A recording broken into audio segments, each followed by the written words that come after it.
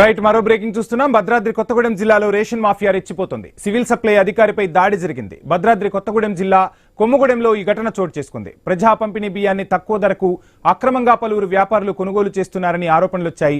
Trolley auto లోడ్తో కొత్తగూడెం వైపు వెళ్తుండగా సివిల్ సప్లై ఆర్ఐ నిక్కిలి వెంకటేశ్వర్లు తనిఖీలు చేసి పట్టుకున్నారు. సుజాత్ నగర్ మండలానికి చెందిన అజ్మీరా లక్ష్మణ్, రాజ్ కుమార్, బండి భాస్కర్, ఆదినారాయణ తనపై దాడి చేశారని ఆరోపించారు. చంపుతామని బెదిరించారని పేర్కొంటూ జూలూరుపాడు పోలీస్ స్టేషన్లో ఫిర్యాదు చేశారు. 4 నిందితులపై పోలీసులు కేసు నమోదు చేశారు.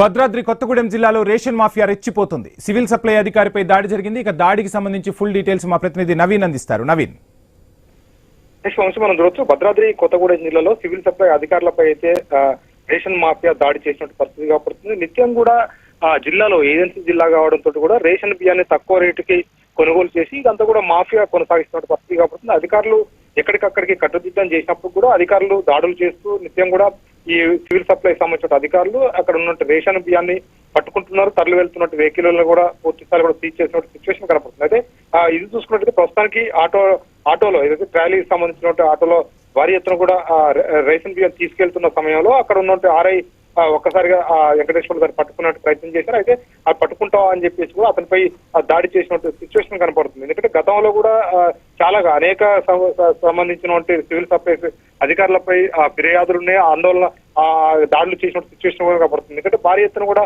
ఇక్కడ సివిల్ సప్లై అధికారులు రేషన్ కి సంబంధించిన బియ్యాన్ని తరలి వెళ్తున్నప్పుడు ఇక్కడ నుంచి కాకినాడ పోతుందని ఇతర పక్క రాష్ట్రాలకి సముద్రం మార్గంలో వేరే దేశాలకి పంపించే ప్రయత్నం చేస్తున్నారు. ఈ నేపథ్యంలో భారీ ఎత్తున కూడా సివిల్ సప్లైస్ అధికారులు దాడులు చేసి పూర్తి స్థాయిలో కూడా ఆ బియ్యాన్ని అయితే అడ్డుకునే ప్రయత్నం చేస్తున్నారు. అడ్డుకున్న సమయంలో వాళ్ళపై ఏదైతే అధికారులపై దాడులు చేస్తుంది. ఇంకా అర్ధరాత్రి పూట అయితే ఇంకా తీవ్రంగా వాళ్ళపై వెహికల్తో బుద్ధి చంపుతామని చెప్పి కూడా బెదిరించినట్టు దాఖలు కూడా ఉన్నట్టు సిచ్యువేషన్ కనపడుతుంది. ఏదైనా దీనికి సంబంధించి ఘటనకు సంబంధించి ఇప్పటికే జూలూరుపాడు పోలీస్ స్టేషన్ లో కూడా ఫిర్యాదులు చేసుకునే సిచ్యువేషన్ కనపడుతుంది. దీనికి సంబంధించి పూర్తి స్థాయిలో కూడా అధికారులు కూడా విచారణ చేపడుతున్నారు. కేసు నమోదు చేసినట్టు సిచ్యువేషన్ మనం చూడొచ్చు. ఎందుకంటే సివిల్ సప్లైస్ అధికారులపై ఒక పక్క మాఫియా దాడి చేస్తుంది. భారీ ఎత్తున కూడా బియ్యం సంబంధించినటువంటి మాఫియా రేషన్ షాపుల డీలర్ల దగ్గర నేరుగా బియ్యం కొనుగోలు కార్యక్రమం చేస్తున్న సిచ్యువేషన్ కనపడుతుంది. తక్కువ రేటుకి కొనుగోలు చేయడం, పక్క కూడా అంటే పేదలకు అందాల్సినటువంటి బియ్యాన్ని పక్కదారి పట్టిస్తూ వాళ్ళకి కోత పెడుతూ ఆ బియ్యాన్ని నేరుగా బియ్యం మాఫియాకి కూడా అమ్ముతున్నారు. వీళ్ళపై కూడా